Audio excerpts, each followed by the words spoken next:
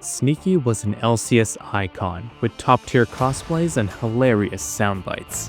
Ah! What the fuck is that move speed? But in his prime, he was also NA's most reliable player on the international stage and the true unsung hero of the region. Probably get who he's saying as well.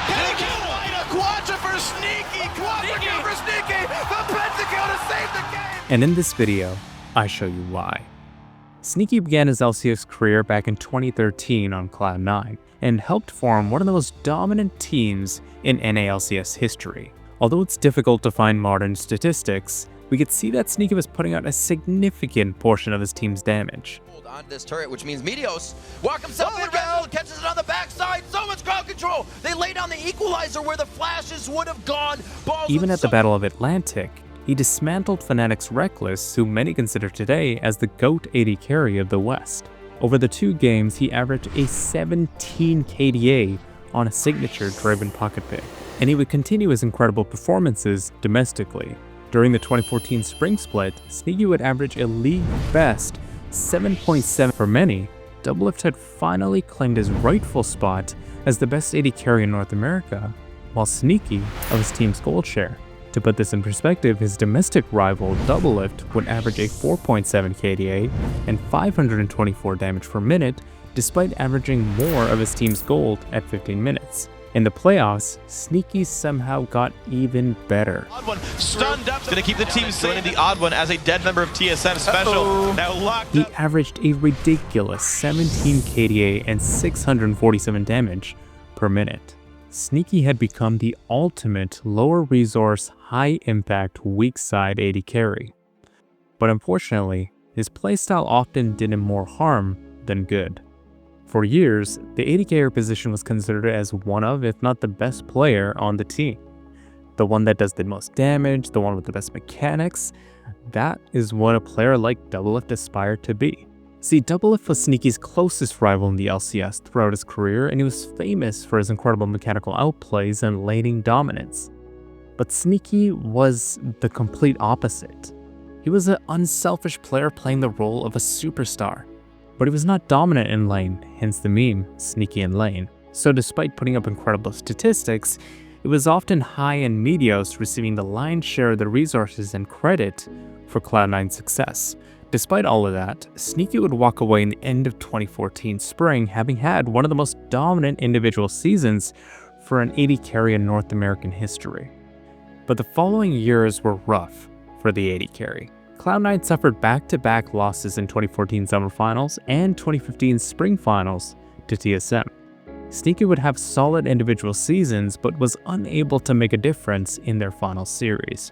Following the end of 2015 Spring, team leader and shotcaller High retired. This left a huge leadership void within the team, and Sneaky was asked to step up, but he was unable. And that could be the kill! The flash at the end of the wall! The end goes for the True Grit. Broken finger, ripped, torn apart. Cloud9 once again find themselves with the short end of the stick here after... Cloud9 struggled during the 2015 summer season, and so did Sneaky. He averaged only a 3.9 KDA and 509 damage per minute.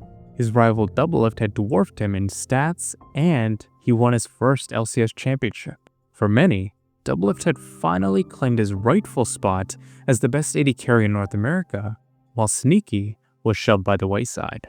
But despite getting bounced out early in the playoffs, Cloud9's season wasn't over just yet. Sneaky would have one more chance to redeem himself during the regional gauntlet.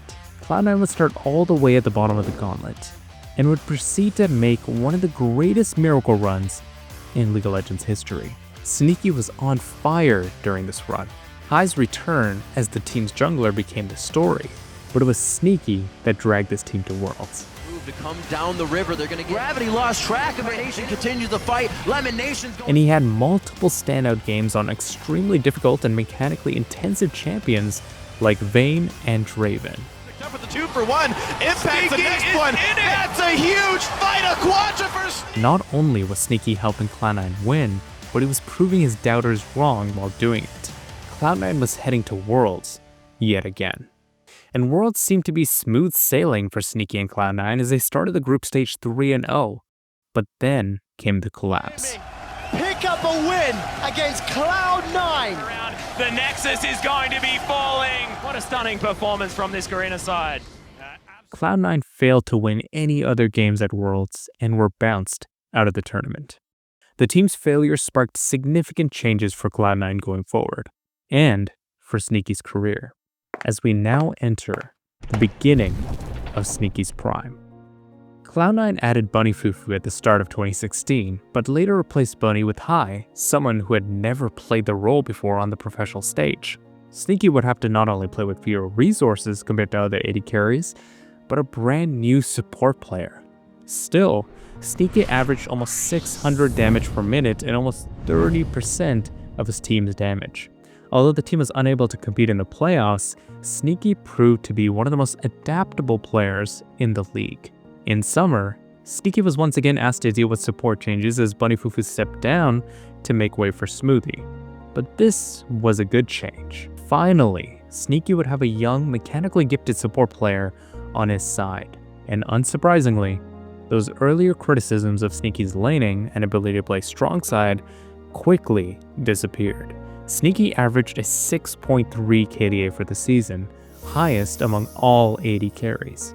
But most importantly, all of Sneaky's laning stats were up too. Whoa, they go for the attack, and it's going It's about Meteos. It's about Jensen. It's about. There's the teleport flank. Stun. They're gonna face him so he can ult if he even needs to. And in the playoffs, he got even better, averaging better laning stats, more damage per minute, and a better KDA. His only sin was running into the buzzsaw that was TSM. But the defeat to Cloud9's longtime rival TSM only motivated Cloud9 further. He averaged an 8 KDA during the regional qualifiers, helping secure C9 another Worlds appearance.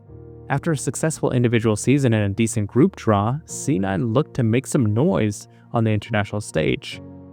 And they did. Sneaky is ripping through people. Amazing J's dead as well. Cloud9 find the advantage in the fight for once. Meteos trying to look for another. There's the Realmore. Warping onto Athena. That's going to fuck up. In their final game to secure the second seed, Sneaky stepped up. He posted a 9-2-14 performance on one of his signatures, Jhin. But he could not repeat the performance in the team's quarterfinals matchup against Samsung Galaxy. Now, to be fair to him, Samsung would go on to reach the World Finals that year. And although Sneaky only averaged a 1.9 KDA, he still averaged a very respectable 619 damage per minute on even lower gold than he was used to during the regular season. He wasn't the game changer, but he was consistently playing his role even against international competition, which is more than you could say for most NA players at the time. Now, 2017 was an opportunity for the team to take another step forward, and they did just that. And it's going to be Impact, the last one to fall. He will Leave Arrow by himself. They throw a ward. Whoa, Meteos gets abducted towards the back. He tries to body what a slam combo! back in, and they get a huge hit coming in from Sneaky. The team found themselves with another impressive regular season finish, and Sneaky put together another solid individual season. He tied for second in the league for KDA and damage per minute, but the playoffs were not so kind to Sneaky. The team went into summer of 2017 with mixed emotions. They had suffered 2 brutal losses to TSM, with Sneaky being outperformed both times. He bounced back during the regular season, averaging a 5 KDA, but he suffered another playoff beatdown, the worst one in years. Sneaky was down on average 8.3 CS at 15 minutes and almost 200 gold versus Dignitas. Meanwhile, his domestic rival Doublelift had won yet another trophy. At this point, the narrative had squarely shifted. Doublelift was definitively the best AD carry in North America, and Sneaky was just very good. But Sneaky was determined to prove people wrong. Much like in years past, Sneaky saved his best performances for Worlds qualifiers. He had maybe his best statistical qualifier performance since C9's Miracle Run in 2015. He averaged a ridiculous 10.3 KDA, 33% of his team's damage, and averaged almost 820 damage per minute. Just when you were ready to count Sneaky out completely, he did something like that. Come Worlds, the team found themselves in a tough group, alongside SKT, EDG, and AHQ. But C9 found a way to battle, and somehow made it out of groups once again.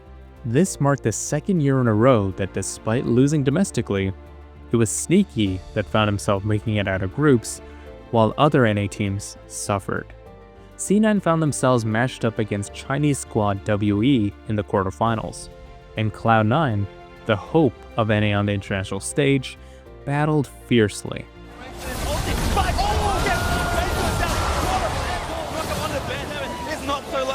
After a Game 1 loss, the team won 2 games in a row off the back of masterclass performances from their AD carry. And the down is get him! Sneaky gets a kill! They get a go for 2! Mystic! Dead yet, no flash, no chance! Sneaky! Tornado! Shea goes down to Sneaky! Conley's gonna go! But the ending wasn't so sweet. C9 and Sneaky could consistently put up a fight internationally, but they weren't able to close the deal. Sneaky entered the tournament amongst the top few AD carries, averaging more than 33% of his team's damage and 750 damage per minute. Sneaky on the international stage was not only still reliable, he was getting better, but the team still needed more if they wanted to advance. So to start spring 2018, the team introduced promising rookie top laner Licorice as well as Spence Garen. The additional mechanical talent from the top side of the map was meant to take some pressure off of Sneaky in the bot lane. With some newfound resolve, Sneaky carried forward his impressive Worlds performance into the new season. He averaged 644 damage per minute. This ranked 3rd in the league, above players like Doublelift, Wild Turtle, and Sven. But numbers aside, the team entered the playoffs expecting to have a tightly contested series against Team Liquid, and all 3 games were neck and neck. As good as Doublelift had been, Sneaky was right there with him. He was doing everything for Cloud9. But it still wasn't enough. Cloud9 failed to win a single game. After the team's disappointing finish, Cloud9 made an unthinkable decision. They benched Jensen and Sneaky. The decision was made to light a fire under the veterans, but it was surprising for Sneaky considering his excellent play during the last season. But Cloud9 struggled mightily with other stars.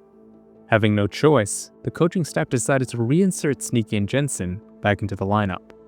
Maybe it was that they were remotivated or just pissed off, but Sneaky and Jensen made an immediate, massive impact. From 10th place, Cloud9 rocketed to 2nd. And Sneaky quietly had one of his most impressive seasons ever.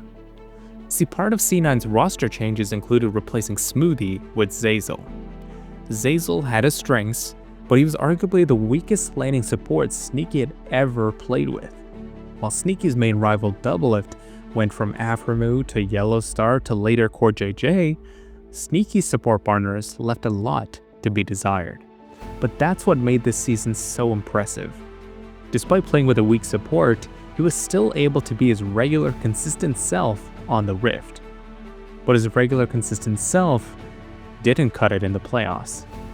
At this point, Sneaky hadn't won a domestic title since 2014.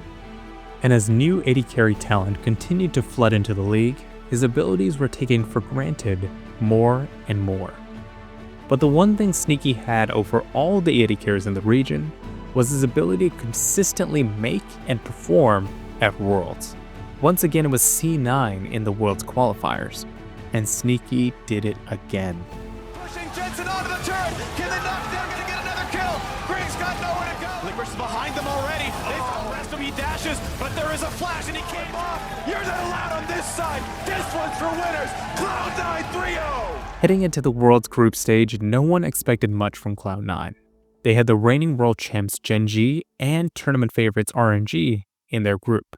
But when NA fans had Sneaky on the international stage, they always knew they had some hope. In a group with AD carries like Ruler and Uzi, Sneaky still found a way to have some standout performances, and it was enough to secure yet another quarterfinals appearance for North America. But like many times before, the expectation once there was a swift Cloud9 exit. Everyone knew the Afrika Freaks weren't the strongest side Korea had ever sent to Worlds, but nonetheless, they were the favorites. But Sneaky had other plans. It's unfortunate, I mean, the first early low, this could be a time and a kill! Jumping over, he'll find the stun!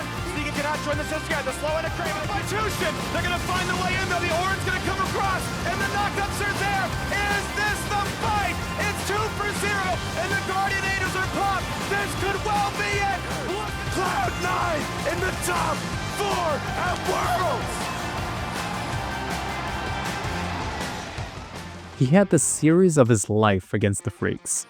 He was easily one of, if not the best player in the entire series. And for the first time since the first ever World Championship, North America had a semifinals appearance. Maybe it was obvious that C9 would be the first NA team to do it. They had always put up the best fight for the region on the international stage, but I'm sure many would have expected C9's success to come off the back of High and Meteos or Jensen or Licorice or some other superstar. But to see Sneaky still here was ultimate validation. He really was that guy on the international stage. Now all that stood in Cloud9's way from a World Championship Finals appearance was Fnatic, the two historically best Western international teams at the time facing off to reach the finals. But it was Fnatic that came out on top. Are the kings of the West, and they will represent in the World Final. They're upset. The LPL gets their upset. Despite the incredible achievement of reaching the semifinals of the tournament, suffering such a brutal loss was difficult for the team to accept. Nonetheless, it was the biggest international achievement in Sneaky and Cloud9's history. And it was a beautiful way to cap off Sneaky's legacy. Sneaky would play one more season for Cloud9 in 2019 and would again put up great numbers. He would become the first LCS player to reach both 1,000 kills and 2,000 assists, and he would become the first player ever to reach 7 straight worlds. But their international luck had finally run out. And in the offseason, the team announced that they would replace Sneaky with Sven. And instead of playing for another team for the first time in his career, Sneaky decided to transition to streaming, where you can still find him to this day. And so we come to the question, how good was Prime Sneaky? Sneaky perfected the art of a low resource and consistently high impact AD carry. He routinely found ways to make the most out of below average support partners, and although he was at many times bested domestically, he consistently found ways to overperform on the international stage, where others often faltered. See, Cloud9 was viewed as the hope of NA at Worlds for years, but actually, they haven't done much since Sneaky's departure. So maybe Cloud9 wasn't the hope of NA at Worlds after all. Perhaps Prime Sneaky was the hope of the region all along. Now, if you enjoyed this video, please like, comment, and subscribe, and you can check out my other How Good Was X Player in His Prime videos on screen. Thank you, and I'll see you for the next one.